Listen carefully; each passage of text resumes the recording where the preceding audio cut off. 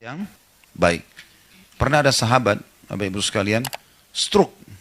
Seluruh badannya ini nggak bisa bergerak dan stroke-nya unik. Jadi tidak pernah ada orang kena penyakit begini. Yang boleh cuma bergerak, yang berpunya wajahnya. Maka Nabi SAW datang ke rumahnya, lihat orang ini. Kata Nabi SAW, doa apa yang kau ucapkan? Jadi Nabi tanya doanya, bukan dosa apa yang kau buat, ditanya. Karena orang ini orang saleh. Kok bisa datang gini? Dia bilang, ya Rasulullah, saya mengatakan, ya Allah, kalau seandainya ada hukuman yang akan menimpa saya di akhirat, percepatlah di dunia. Kata Nabi SAW, subhanallah, maha suci Allah. Kenapa kau minta sesuatu yang kau tidak mampu? Kenapa tidak bilang, Rabbana atina fid dunya hasanah, wa fil akhirati hasanah, wa qina adzabannar. Minta keselamatan dunia, keselamatan akhirat. Untuk apa minta azab didatangkan? Ya Allah terima. Ya. Ada orang begitu, anaknya sakit, ya Allah daripada anak saya saja yang sakit. Ini kebodohan ini. Ya Allah jaga kesehatan saya, sembuhin anak saya. Nah itu yang benar. Orang tuanya mati, kenapa dia mati? Kenapa bukan saya? Loh, kok aneh ini? Ya. Jadi harusnya kita ucapin yang baik kan. Jangan ucapin apa, karena Allah bisa kabulkan. Nabi Yusuf alaihissalam terkenal sekali dengan ketampanannya. Tidak ada yang tidak kenal Nabi Yusuf sampai diberikan sepertiga gagahan dunia. Saking tampannya, ibunya sendiri ajak dia berzina. Ibu angkatnya, Ratu Mesir. Juga masih muda dan terkenal dengan kecantikannya. Dipanggil Yusuf ke dalam kamar, ditutup pintu. Hai Yusuf, hai talak, lakukan apa saja yang kau mau. Digoda-godain dengan segala macam fitnahnya. Yusuf lari-lari, nggak mau. Ya. Dalam surah Yusuf kan begitu, surah nomor 12. Yusuf lari, meninggalkan dia kan. Nah, waktu melewatin patung, ada patung di ujung kamar rupanya. Patung itu disembah oleh orang-orang Mesir, termasuk raja sama istrinya ratu ini. Rupanya ratu ini lewat, dilihat patung, ini Tuhannya, ditutup sama kain. Karena dia malu sama Tuhannya. Kata Yusuf, subhanallah, engkau malu sama patung, gak malu sama Allah. Gitu. Tapi perempuan ini rupanya sudah dirasuki oleh syaitan, sudah dikuasai pada saat itu ya. Dia tetap kejar Yusuf. Yusuf lari sampai ke pintu kamar. Lalu karena penasarannya dipegang baju Yusuf dari belakang, ditarik, sobek. Begitu dibuka pintu, saking lihainya nih perempuan pada saat itu, depan pintu ada suaminya. Langsung dia bilang, apa hukumannya orang yang mau ganggu istrimu? Padahal dia tadi yang bahaya nih, ngajak orang. Saya tidak bilang ini politik wanita ya. Tapi ini wanita yang melakukannya. Makanya Allah bilang, inna kaidakunna azim. Perempuan kalau mau sesuatu dia pakai cara supaya bisa dapat. Mau beli baju, mau beli tas, harus cari jalan supaya bisa dapat. Jangan, sebentar. Jangan tersinggung. Tapi itu normal, alami. Baik, kembali ke kisah dulu. Maka si raja bijak, dia nggak mau menghukum Yusuf. Dia bilang sama orang-orang di sekitarnya, panggil hakim istana, panggil. Datang hakimnya.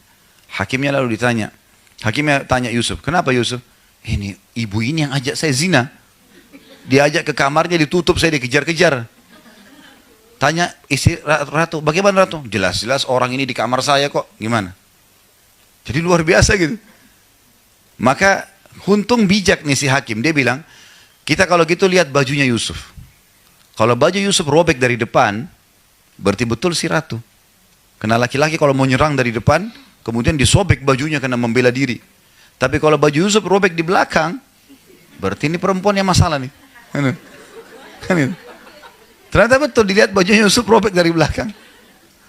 Tapi dia bisa dengan caranya membuat suaminya yakin kalau dia tidak salah. Ringkas cerita, tersebar satu Mesir kalau ratu tergila-gila sama anaknya sendiri. Penasaran dia, undang semua satu Mesir. Wanita Mesir semua diundang oleh ratu, silakan datang. Datang ke satu hall yang luas. Entah berapa yang banyak datang. Disiapin pisau sama apel. Semua dikasih. Pisaunya yang tajam, yang baru dibuat. Sengaja gitu. Ini Allah ceritakan dalam Al-Quran, surah Yusuf ya. Begitu mereka sudah siap semua, lalu kata si ratu, silakan nikmati apelnya. Dipeganglah apel sama pisau. Waktu mereka mau potong, Yusuf disuruh keluar. Begitu Yusuf keluar, Allah bilang dalam Al-Quran, faqatta'na aydiyahun. Perempuan-perempuan ini sudah bingung, mana tangan, mana apel. Mereka potong tangan mereka, saking tampannya ya. Laki-laki sekarang lewat biar juga sudah Mandi 7 kali tetap aja nggak ada yang potong tangannya kan itu. Tapi ini luar biasa Yusuf alaihissalam. Lewat sampai mereka tidak sadar. Nanti mereka sadar waktu Yusuf sudah ada di sebelah ratu, baru mereka sadar, oh tangan saya yang kepotong nih gitu. Baru mereka sadar. Lalu kata ratu apa? Inilah sebabnya kenapa saya mau zina sama dia. Kalian baru lihat sesaat sudah potong tangan. Ini orang tiap hari sama saya nih. Untuk membenarkan perilaku dia ini. Kalian baru lihat sesaat sudah potong tangan, saya tiap hari gimana? Maka apa kata ratu? Saya akan terus paksa dia buat zina atau dia dipenjara. Yusuf alaihissalam langsung berdoa waktu itu. Apa kata Yusuf? Ya Allah, penjara lebih aku sukai daripada apa yang mereka ajak. Daripada zina, penjara saja ya Allah. Jadi doa Nabi Yusuf apa? Minta masuk penjara. Di penjara ada Yusuf alaihissalam sekian tahun. Bertahun-tahun, tidak ada, kisah Yusuf sudah habis ceritanya. Ya, sama mungkin kalau orang tanda kutip, tentu Yusuf tidak berbuat jahat ya. Tapi kalau orang berbuat jahat kemudian masuk penjara, orang sudah lupain kisahnya, sedikit yang genang gitu. Yusuf alaihissalam kedatangan Jibril, lalu Yusuf tanya, hai Jibril, kenapa Allah biarin saya lama di penjara? Kenapa nggak dikeluarin? Saya kan tidak salah. Kata Jibril, Tuhanmu menjawab, hai Yusuf, karena kau sendiri yang minta penjara. Karena kamu yang minta penjara. Kalau kau minta keselamatan, Allah kasih kau keselamatan. Kau kan bilang, penjara lebih saya suka ya Allah. Nah, makanya jangan ucapin doa yang tidak benar. Berdiri di cermin, kenapa saya jelek ya? Untuk apa bilang dirinya jelek? Kenapa saya gendut ya? Ya. Apalah. Sudahlah. Ini juga yang kita lihat di cermin, ini ciptaan Allah. Kita bahkan tidak bisa menciptakan rambut kita sehelai. Syukurilah gitu kan. Jalani, perbaiki, usahakan maksimal. Jadi yang dimaksud, kata Nabi SAW, was'alullah al-afiyah, mintalah keselamatan, mintalah kebaikan, jangan minta keburukan. Sudah saya kasih contohnya tadi. Ya, ya selalu minta kebaikan, kesembuhan, keberkahan, panjang umur, rezeki yang luas, minta semua yang baik-baik. Ya. Dan jangan pernah ucapkan, cukuplah ya Allah. Udah. Tamak dengan rahmat Allah bagus itu. Ya, boleh. Dan saya sudah pernah bilang, kita kalau lagi sehat minta ditambah kesehatan, itu lebih besar pahalanya dibandingkan kalau sudah sakit minta kesembuhan. Kita lagi kaya minta ditambah kekayaan lebih baik daripada sudah bangkrut baru minta dikeluarkan dari masalah. Walaupun dua-dua ibadah. Ya, jadi makanya kita tidak boleh berhenti berdoa. Jangan, oh saya lagi sehat, makanan ada, rumah bagus, gak usah berdoa. Keliru.